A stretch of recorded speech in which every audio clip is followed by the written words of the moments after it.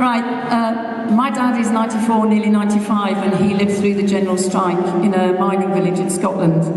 And he tells a story of what it was like in those days going to school with kids who couldn't wear shoes. He's of the generation that fought fascism because they understood the dangers of the Nazis and fascism, and also fought to set up the welfare state. And therefore, what we are doing is enormously important, because what the ruling class is trying to do is to completely dismantle the welfare state. It is trying to roll us back to the 1930s, and it is trying to do that because they understand that their system is in massive crisis.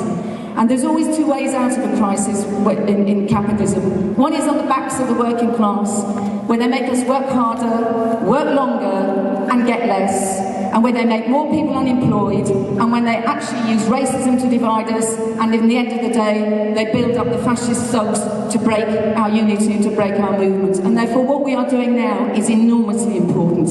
It is enormously important, and we have to take the responsibility on us.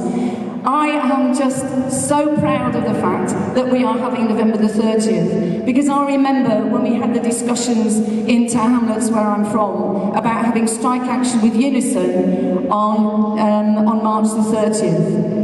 Where we have come from, where the TUC invited the Tories along to their conference, to today, is because of the students in November a year ago. It is because of Tunisia and Egypt. It is because of the fact that we took strike action and showed it was possible. It is because certain unions went out on a limb and took a strike action on the 30th last year. But what speakers have already said is so important. We've got two things that we have to do, it seems to me. One is we have to get every single person out on strike possible.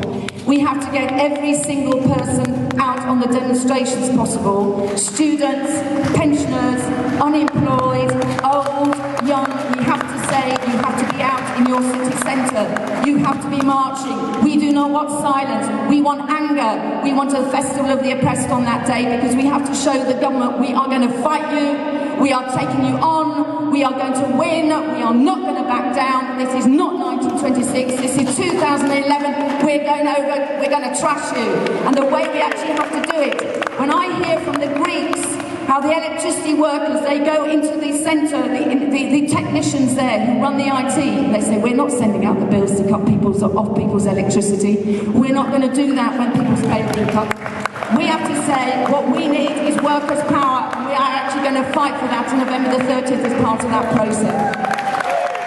Yeah, basically, about 3 months ago, we the information trickled down to us that the 8 biggest electrical contractors in the UK, 8 very large profitable contractors in the UK, decided that they was going to tear up the 40-year-old national agreement in the electrical contracting industry, and basically for those worst affected it would mean a 35% pay cut.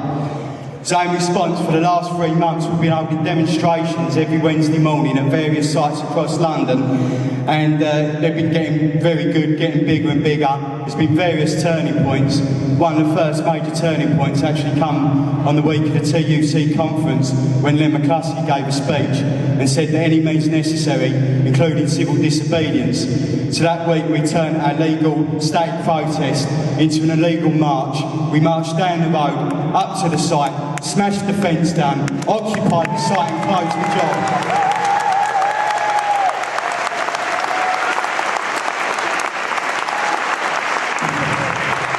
Since then, they've been spreading out across the country. We now have weekly protests going on at Manchester, Newcastle, Scotland, as well as various unofficial walkouts going on across the country on a weekly basis. Just last week we had 17 jobs walk out on Monday unofficially and closed the jobs for the whole day, setting up illegal picket lines, flying pickets, and everyone refused to cross. We actually managed to shut the jobs down.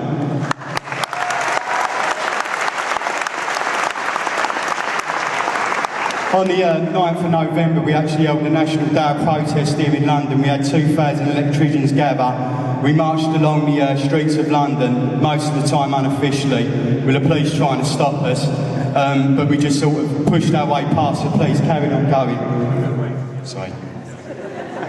Carried on going, and then, and basically, what we learned from that is they're scared. They're scared of us. They're really scared what we can do when we've got the power.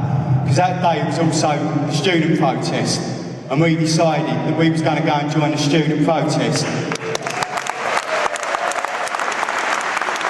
But unfortunately we didn't make it because they decided to get the riot police on us, kettle us, hit us with their batons and stop us from joining the students, apparently for us to protect them.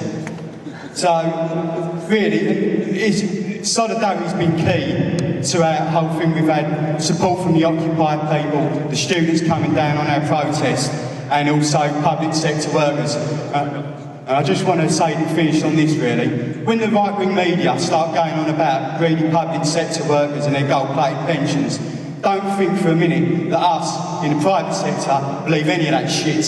That's why, 30th of November, on the 30th of November, the electricians' rank and file demonstration that day will be held on public sector picket lines, standing shoulder to shoulder with our brothers and sisters. Telling them we're not going to take this anymore, we're going to defend your right to a pension, we're going to defend your right to a decent job with terms and conditions, and also we ask you to come and do the same for us, because on the 7th of December, Balfour Beatties, the main instigators, their employees are going out, over 1,000 electricians going out on strike, staying on strike, in it to win it. We'd like the public sector workers to come along with our picket lines, standing shoulder to shoulder, fighting together, winning together. Thank you. Of course, the doctors that will be on strike will not be members of the BMA because the BMA have refused to ballot, along with the RCN. There's a version of that, of course, is that the government are going to be really frightened that they're going to be the reserve army. Well, I'm not waiting for them, and nor are my members.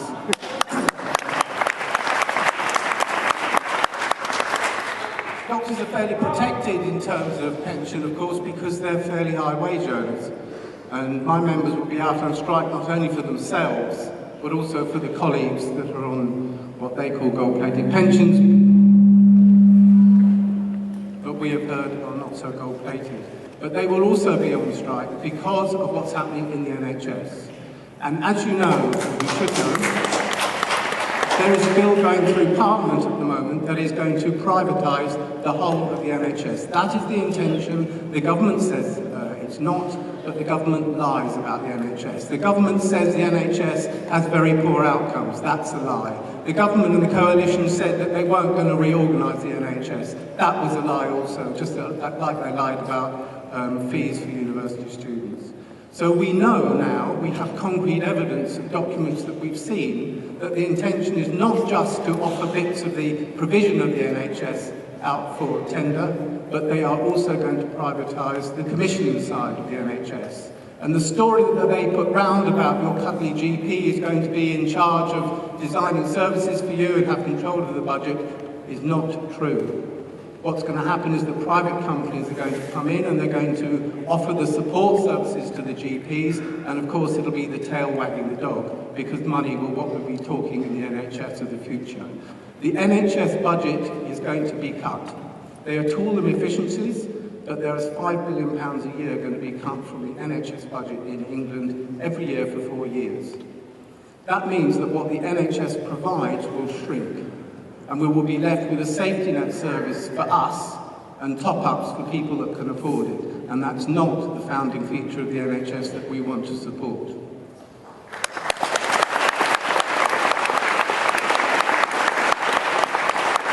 For those of you that want further information about what's going on, just look up keepournhspublic.com, and there you will see exactly what's happening.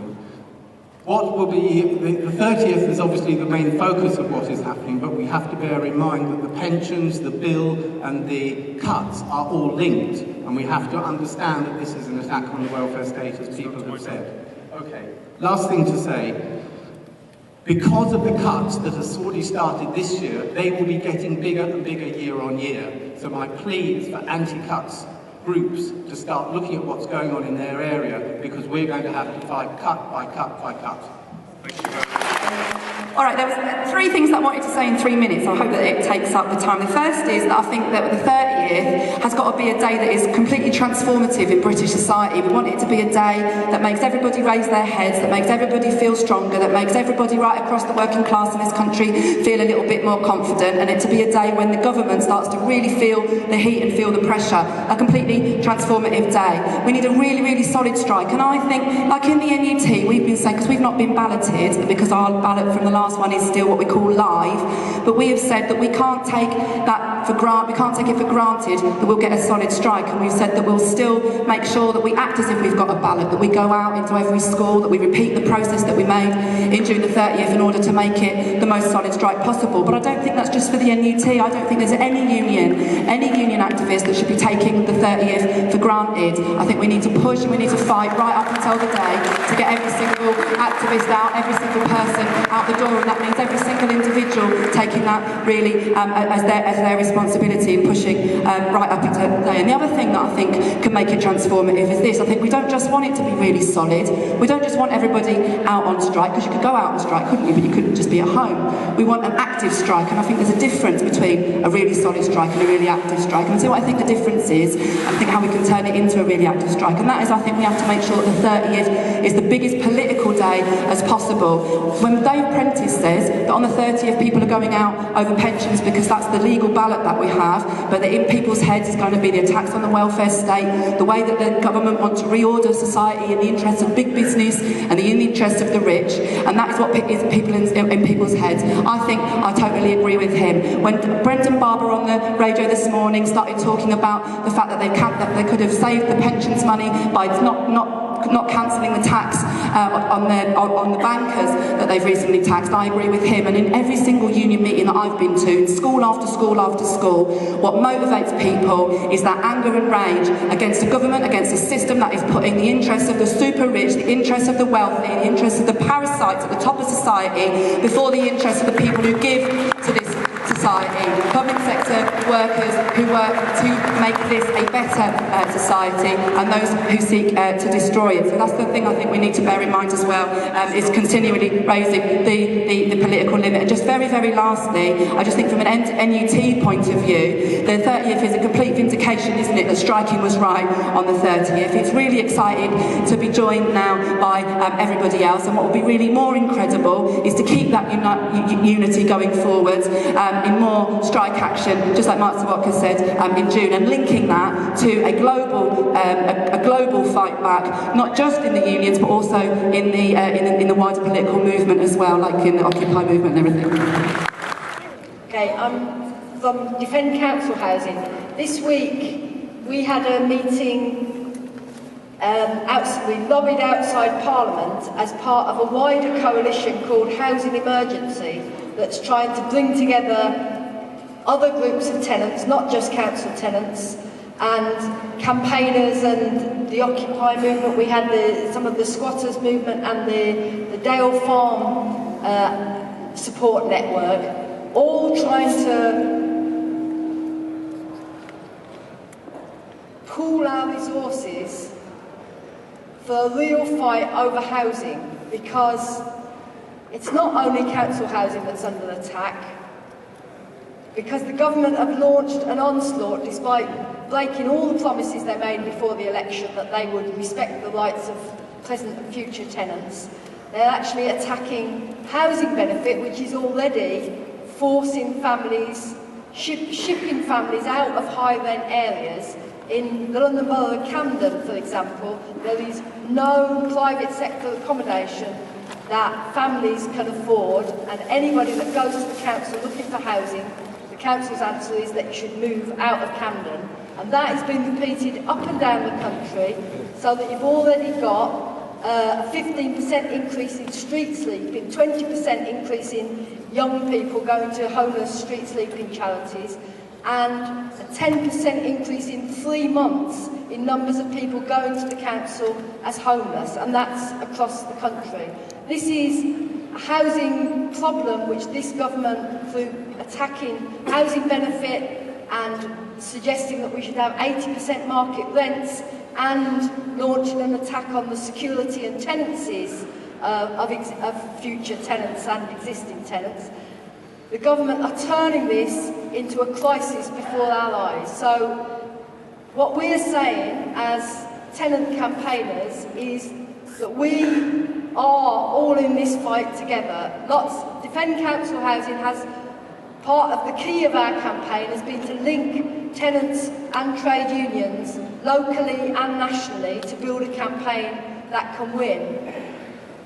We've got all around the country there are tenants and private tenants groups and so on fighting and campaigning on these issues, and everywhere we need to include those groups in our campaign. So if you're having a shop stewards meeting to prepare for November the 30th, invite a local tenant speaker. I think we need to make the links real and make campaigning organisation locally and nationally represent and include all these people, all the people who are fighting. So a practical thing, we've got our Defend Council Housing newspapers, and I'd suggest for all your stalls and workplace meetings, come and take some from us, come and invite speakers, join these campaigns together really, and tell the tenants' organisations that you want them on your picket line, because that's where DCH will be, but we want up and down the country, we can reproduce that everywhere. Thanks so much. Well, I must in Barnsley College used to use, some of you may know about our recent dispute, and I want to just tell you about that, both in terms of the attacks that we're all facing, but also the potential for resistance. Over the summer we saw a massive attack in Barnsley College, partly a result of government cuts, partially involved in building a massive new white elephant building that dominates the Barnsley skyline. Consequently, loads of people were threatened with loss of their jobs, and I have to be honest, we did lose a number of very good full-time staff who were replaced by a number of casual staff who could be sacked on a week's notice, which is clearly what the principal wanted, and clearly the way in education and beyond that they're going. However, many of those people who took voluntary severance were not actually voluntary at all, and in actual fact we lost a number of good people. At the end of the summer, however, there was one person left who had not taken voluntary severance and who was being made compulsory redundant, which is me. So, you know, you're thinking, well, that's not much to actually fight around, really. One person, in fact, I was Joint Branch Secretary, of course, it's a pure coincidence in terms of they couldn't find a job for me, and it was quite obvious in the branch that, you know, work was available. Jobs came up that I could have done, and suddenly he put a stop on them. They couldn't be authorised. He amalgamated two departments to get rid of jobs, and it became clearer and clearer that he was digging in his heels, and this is a question really of union victimisation. And the question was, how are we going to respond over one person? Clearly our principal thought that he was in a strong position and we wouldn't fight. We had a day's strike, wasn't moving at all. And then we had a meeting, we said, well, what are we going to do now? Where are we going to go? And to be honest, many of those of us who were, you know, union leaders on the executive and so on, we didn't feel we'd actually get anywhere. We had the meeting, we thought, well, we'll go for a couple of days strike action, we'll threaten escalation. You know, but the time was running out. 21st of November was the date when I was due to be made compulsory redundant. To our surprise, not only did we have a massive overflowing branch meeting, but from the floor came the proposal that we take 5 days strike action. And immediately things started to change. First he blamed it on extremists in the branch. Then he said, okay, you all have to cover when you're on strike. You have to arrange cover. We told him, you know, to go away and think again. He said it was illegal because we politicking on redundancies. There was only one redundancy. You know, you could tell he was running scared. And the other thing, of course, that happens is we had massive solidarity from within the union. I was absolutely overwhelmed by the amount of support our union showed, not just in further education, but also in higher education. For the first time ever, really, that wave of support right across the union in terms of this strike. Result is, 2 days before we were due to go on strike, a new job arrived, which they offered to me. So in other words,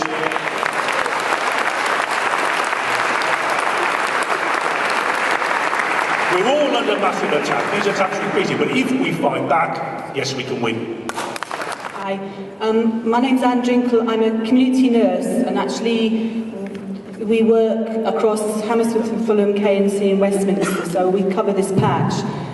I just wanted to speak really from the point of view of somebody who, in community health branches, and I'm sure it's quite replicated in quite a lot of places, it's quite a fragmented workplaces, there's kind of poor union density, and people have got not very much confidence. Actually, I'm the only person I know who's been on strike before. That literally is true. And it means that when people talk about November the 30th, people just hadn't got a clue. And I must say, because of working in these sort of areas, for a long time I've been a rep with gritted teeth, you know, just ploughing through the disciplinaries and all that, and just feeling completely demoralised. But actually, and I must say, I started November the 30th in that way, I've got to be honest, and we did I organised a very poor meeting that was very in a central place, after work. Nobody came to, apart from a few reps and Dave Carr, who gave us a briefing and actually inspired me about, do you know what, it wouldn't be that hard to do this a different way. And somehow or other, us and a few reps then got on a roll, and we just dispensed with all formalities and started going around loads and loads of workplaces, small workplaces, not necessarily, you know, getting 10, 7, 20 people, and just doing quick lunchtime meetings with very little notice, not telling management, not bothering with loads of publicity. And I just can't tell you how surprised I was about how positive the response was. Now, you've got to understand it's from a place where lots of people aren't even in a union, so lots of people thought they could strike even if they weren't in a union. They thought they'd do their patients for the day and then come out on strike, or, you know, all kinds of things. But from it, we've recruited lots of members, and we are definitely going to have some serious, significant picket lines outside our health centres, which...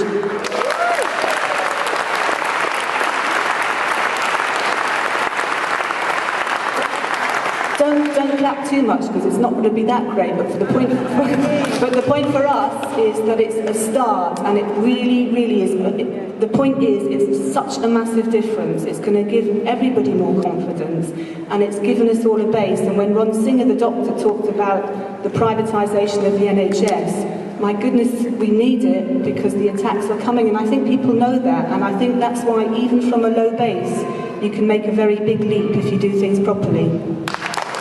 Thanks for that, and you know, really, November the 30th is going to be, I think, the greatest day in most of our lives. It will be on a scale we can't imagine, and I say that as somebody who worked for 25 years in the NHS, was a branch secretary, was a national executive committee member, and was somebody who would have thrown myself heart and soul into building that strike. As people will know, I was victimised by my employer for my trade union activities, and for the last 5 years I've fought a battle for justice. I have to tell people one thing, that it always pays never to give up. Never ever to give up, and don't ever let these bastards beat us. People will know that, or should know that the week before last, we were back in court again after the employer had refused to re-engage me after the tribunal had ordered them to. The judge, who I'm sure isn't that particularly friendly towards the trade union movement, threw the book at the employer and said it's an absolute outrage. The employer, by the way, didn't present any evidence or any witnesses. And he said these people have used taxpayers' money, hundreds of thousands of pounds of taxpayers' money, to flout the law, flout an order of the tribunal. He said if it came out of their pockets, these were his words, if it came out of their pockets, we might see a different approach. Now, he then awarded me the maximum amount possible, which is a very small amount considering the amount I've lost, but obviously people will know that that money, or should know that money's been eaten up by my legal costs. So it's a bit of a downer really. When you spend 5 years fighting for justice, you get awarded £100,000 and you get a bill from the solicitors of £30,000 saying thanks for that 105, we need the rest. But I'll tell you what, it's worth it on this level, because next week I have a meeting with John Endy QC, who's one of the preeminent QCs on our side, and we're hoping to take my case to the administrative court, a court of judicial appeal, and our argument's going to be simple. A public sector employer does not have the right to use public money, taxpayers' money, to flout an order of re-engagement. And if we can win that, it will give protection to 4 million public sector workers in this company. It will encourage tribunals to order re-engagement, and it will drive a coach and horses through the loophole of employment legislation which lets employers flout the law. If we win it, it will be a massive victory. But I just want to say this. I would like to thank everybody who supported me over the last 5 years, because without the support of rank and file trade unionists up and down the country, I wouldn't be able to be here today to speak. And I will be on the picket line on November the 30th. I'll be standing alongside my colleagues in the public sector, because together we can win and we can ensure that I'm the last person to be victimised. When the announcements of the cuts in the NHS were made earlier in the year, we're talking about 150,000 job losses across the NHS. There was huge despair and anger amongst health workers. But what we saw was demonstrations outside hospitals, many hospitals, but no traction inside the hospitals. There weren't any meetings, any union meetings inside those hospitals to deal with the cuts that were happening inside those hospitals. Well, how things change. We've now got the opportunity of November the 30th, the attack on our pensions and the attack on our services. So we've gone from a situation where no one was even confident to call union meetings to this.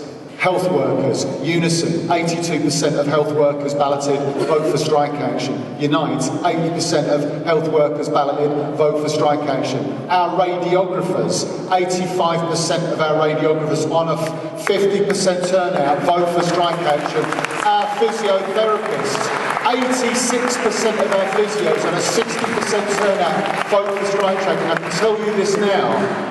We were worried about what the NHS strikes will look like on the 30th. Well, just in terms of St Thomas's, I found out yesterday that it won't be business as usual. The clinics are closed, the routine operations are cancelled. There will be picket lines all across that hospital. That place will be like a Sunday service, and that's going to be replicated all across the NHS. There will be a massive strike in the health service on the 30th. And what I've seen, I've been running around doing meetings all across the health service, raising consciousness, talking about pensions, but there's been a shift in what's going on inside people's heads now. And like Anne says, it's uneven, but it's this. People have got their backs against the wall. They're seeing their services smashed. They know that their terms and conditions are being eroded, their pay's being held down, and now their pensions are being attacked.